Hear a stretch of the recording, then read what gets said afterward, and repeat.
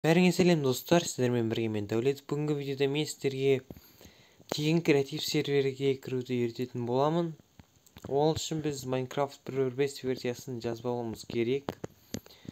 Және бірінші кірмей тұрып ник ауыстырамыз. Егер сіздерде Стив болса, профильге кіреміз, настройкадан любой ник жаза аламыз. Ең бастысы ағылшынша болу керек.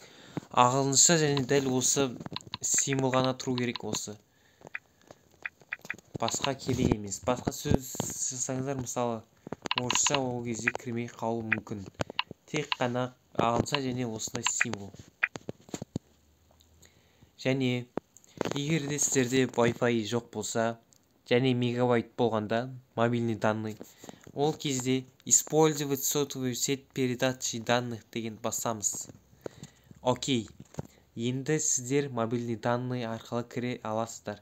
Егер сіздер инвентарьларыңызды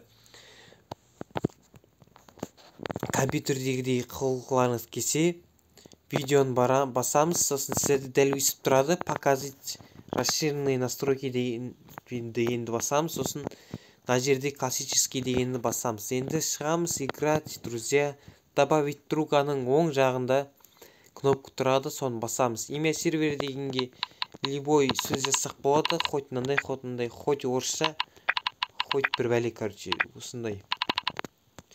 Адрес сервера дегенге playkinetica.ru.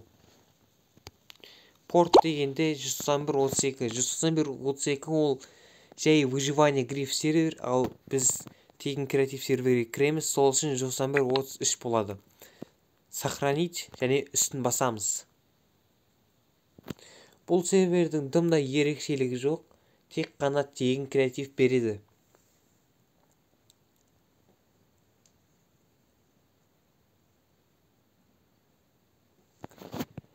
Пароль жазамыз. Міне кірдік. Енді кіргеннен кейін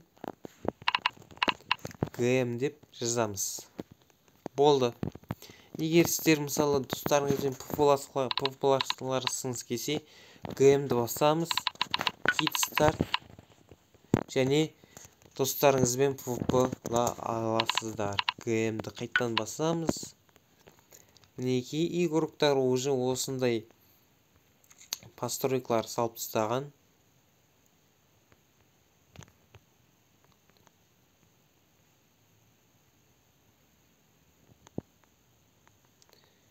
Үйлеріңізді сындырмасын десеңіздер, приват жасаңыздар.